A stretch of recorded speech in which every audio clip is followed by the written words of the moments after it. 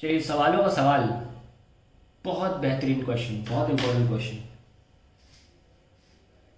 An 800 picofarad capacitor is charged by a 100-volt battery. After some time, battery is disconnected. The capacitor is then connected to another 800 picofarad capacitor. What is the electrostatic energy stored?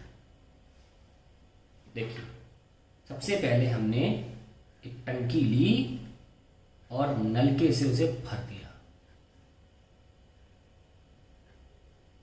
भर दिया, देखो पूरा भर दिया। आइए भरने के बाद डायग्राम देखते कैसा बना उसका। ये भर गया, जितना भरना था भर दिया उतना। क्या भरा? चार्ज। क्या पोटेंशियल है? 100 वोल्ट। ये देखो 100 वोल्ट। इस टंकी की कैपेसिटेंस 800 पिकोफैरेड है। चार्ज कितना भर दिया आपने? ये चार्ज कितना है अंदर? Q बराबर CV।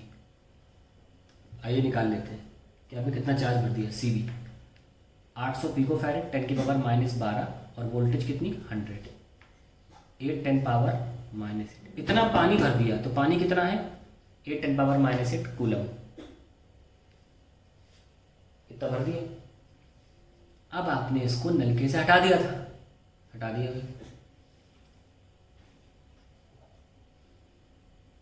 फिर क्या किया? The capacitor is then connected to another 800 picofarad capacitor. ठीक है, और ये चार्ज नहीं है, ये खाली है। इसे कहाँ चार्ज किया? The capacitor is then connected to another 800 picofarad capacitor. इसको तो बैटरी से चार्ज नहीं किया है, ऐसी बात तो बोली नहीं गई। और ये आपको समझना चाहिए, अगर नहीं बोली गई तो ये अनचार्ज है। कनेक्ट करने का मतलब क्या हुआ? लो कनेक्ट कर दिया टोटी से। ये टोटी है, मान लो अभी हम खोलेंगे नहीं इसे हम स्टॉपर से रोक के रखेंगे। इसमें चार्ज भरा पड़ा है, कितना? 8 10 पावर -8। कहानी से चलना बिल्कुल साथ साथ, ये तो सिर्फ और हो जाएगा। अब सबको पता है। अच्छा, मैंने दोनों का साइज सेम बनाए, ये भी 800 वाला, ये भी 800 वाला है ना। कैपेसिटर तो वॉल्यूम बर्तन का दिखाता है ना, इसलिए ये खाली पड़ा है। जैसे ही मैं स्टॉपर हटाऊंगा, ये पानी यहां से बह के यहां आ जाएगा। यस और नो? कब तक आएगा बताओ? जब तक कि लेवल सेम ना हो जाए। चार्ज नहीं बोल देना, जब तक कि लेवल सेम ना हो जाए, है ना। पानी नहीं बोल देना। तो दोनों की जब तक लेवल नहीं सेम हो जाएगी, तब तक ये ट्रांसफर करता रहेगा। मैं डायग्राम दोबारा बना लेता हूं।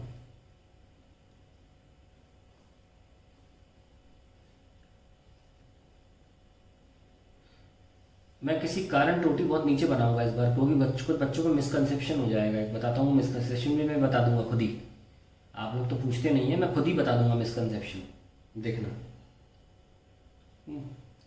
ये लीजिए, दोनों बराबर बराबर आ गया। देखो मिसकंसेप्शन क्या था, क्यों मैंने डायग्राम काटा।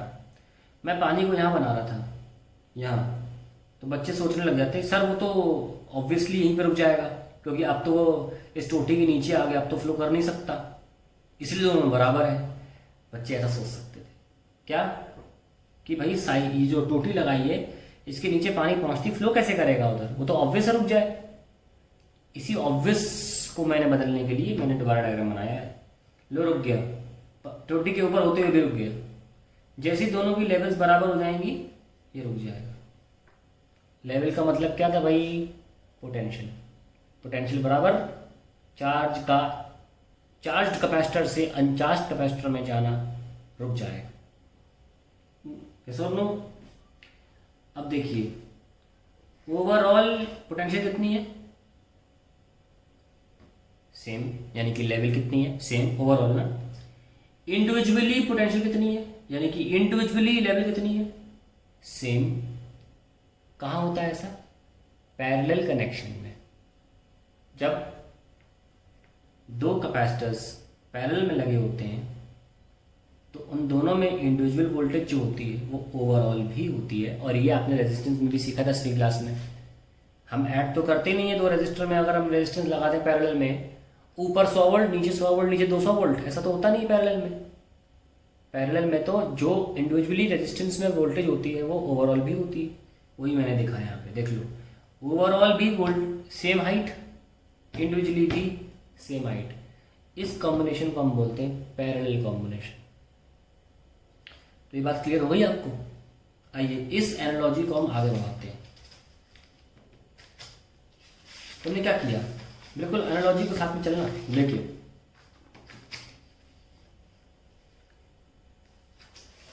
पेज निकाल लेते हैं। सबसे पहले हमने क्या किया, हमने पानी भरा। Q बराबर 800 इंटू 100 10⁻⁻12 दैट इज 8 10⁻⁻8 कूलम का पानी भर दिया। ये पानी जो था फिर एक अनचार्ज्ड टंकी के साथ कनेक्ट किया तो पानी बह के इधर आ गया, जब तक कि दोनों की वोल्टेज ना सेम हो जाए। तो ये कह सकते हैं कि जो पूरी टंकी में पानी था वो अब दोनों में मिलाकर है।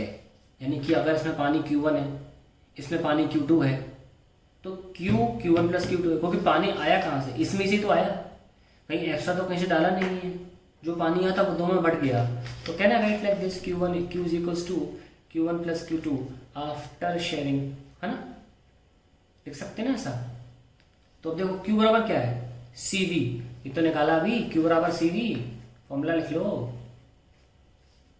और Q1 क्या होगा, सॉरी ये पहला कैपेसिटर था C1V, है ना।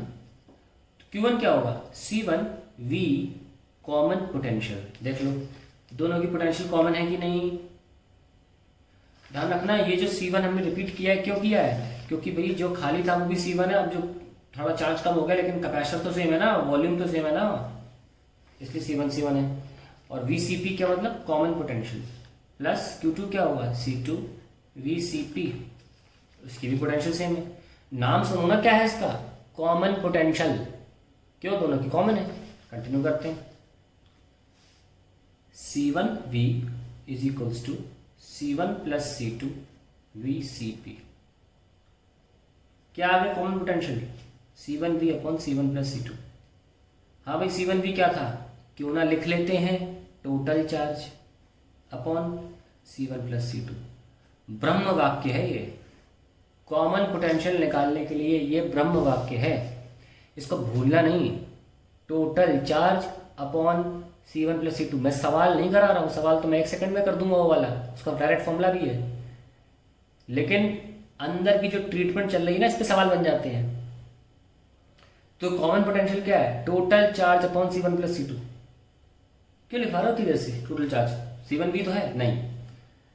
अगर मेरे दोनों कैपेसिटर चार्ज होते तो इसका होता C1V1, ये किसी पोटेंशियल पर पहले से चार्ज हुआ होता, हटाओ इसको, चार्ज कर दिया अलग रख दिया।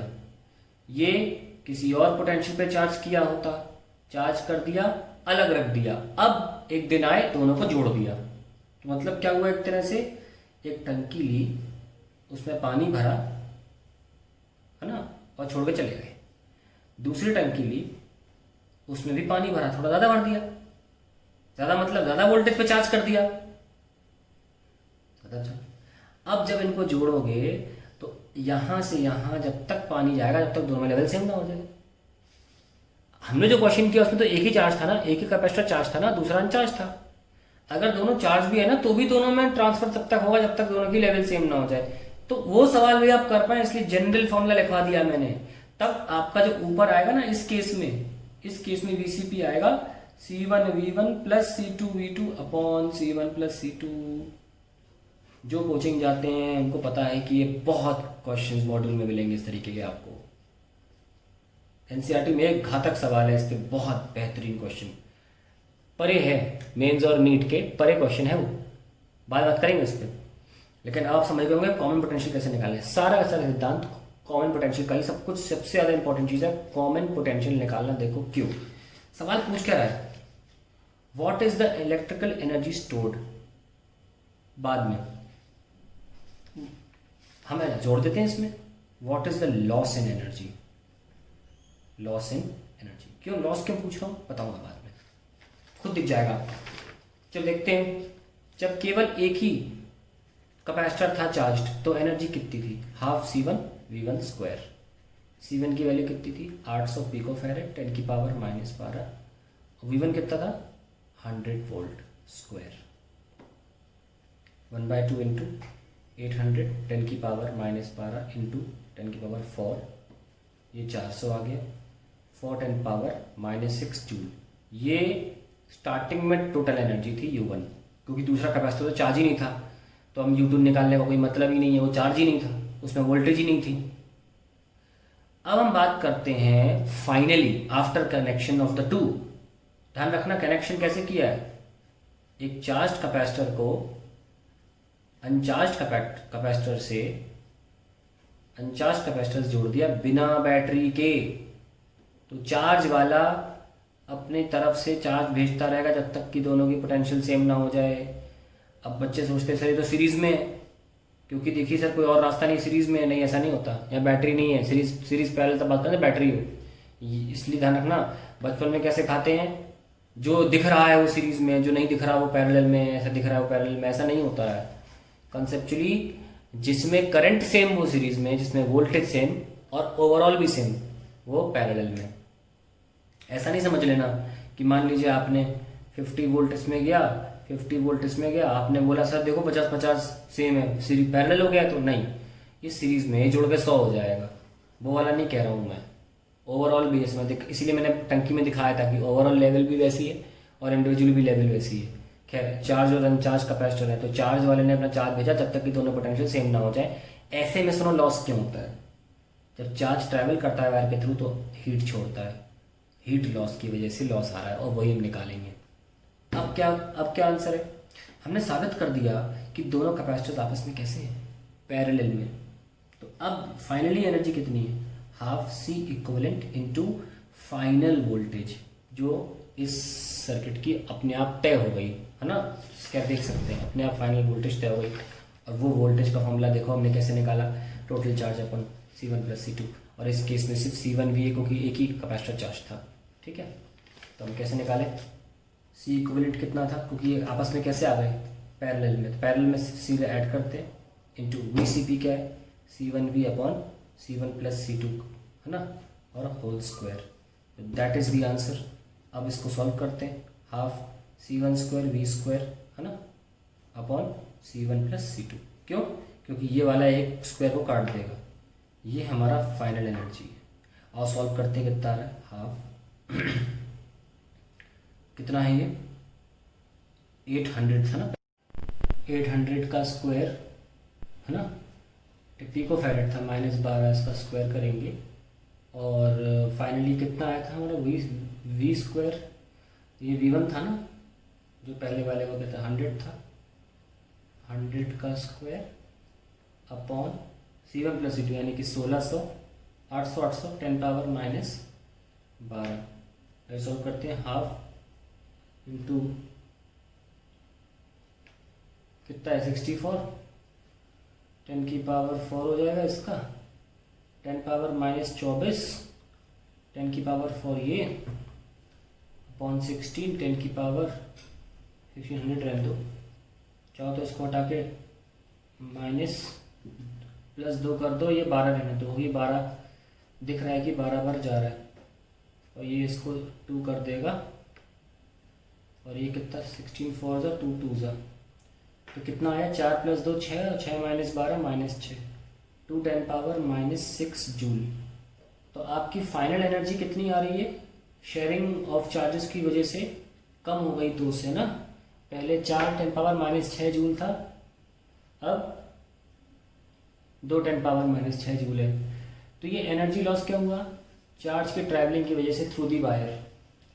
तो अब हमारे पास जो पहला क्वेश्चन पूछा था इन लोगों ने, वो पूछा था what is the electrostatic energy stored, and the answer is this 2 10 power -6 joule, and if you are asking the loss then you subtract the 2। ठीक है, अब मैं समरी दे देता हूँ उसकी। समरी क्या थी, बहुत छोटी समरी है, 3 लाइन में, वो कैसे आएगी। सबसे पहले आपने टंकी भरी C1V, ठीक है, फिर उस टंकी में जितना पानी था उसको 2 हिस्सों में बांट दिया, अलग अलग, पोटेंशियल सेम होना ज़रूरी है, चार्ज नहीं।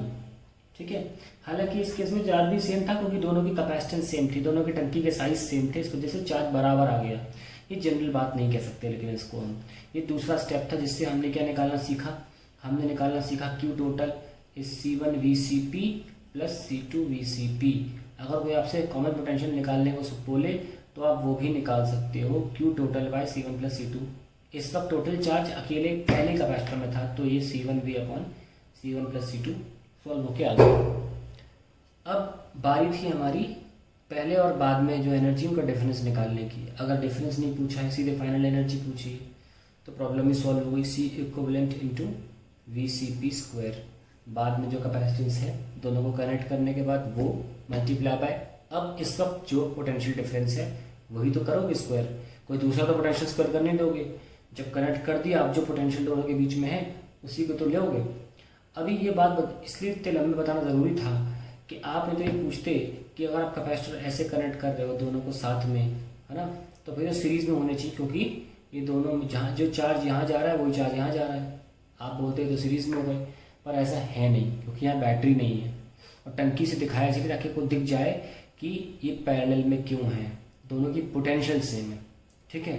और इस पे चार्ज जो है ना, अगर आप देखोगे सीरीज में क्या होता है, दोनों के लिए सेम चार्ज होता है, चार्ज ऐड नहीं होते सीरीज में। इसमें ये वाला चार्ज और ये वाला चार्ज ऐड होकर टोटल चार्ज दे रहे हैं, तो ये सीरीज कैसे हो गया, ठीक है। तो ये आपका फाइनली हो गया फाइनल पोटेंशियल। और अगर कोई लॉस पूछे then you will have to find out initial minus final, ये आपको करना पड़ेगा।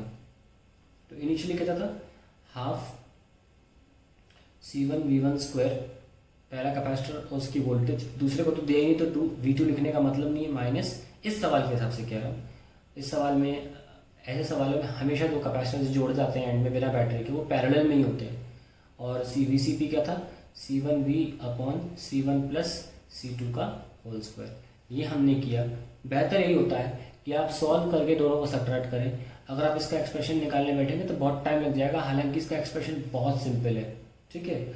देखिए अब डायरेक्ट लॉस का मैं एक्सप्रेशन दिखा रहा हूँ, क्या होता है, half C1 C2 upon C1 plus C2 into V1 minus V2 का होल स्क्वायर। ये फाइनल फॉर्मूला है, ये अलाउड है यूज़ करना डायरेक्ट बोर्ड एग्ज़ाम में भी।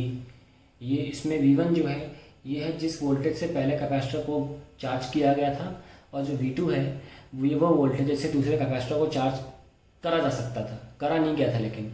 तो इसीलिए इस सवाल को करने के लिए इतनी लंबी गाथा गाने की आवश्यकता नहीं है।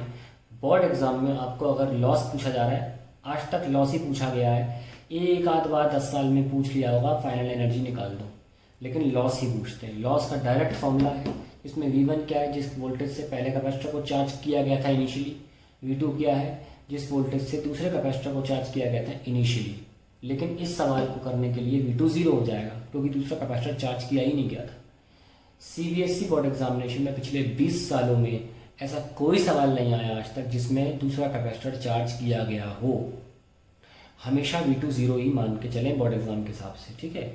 तो अभी तक तो नहीं आया ऐसा कोई क्वेश्चन जिसमें दूसरा कैपेसिटर चार्ज किया गया हो।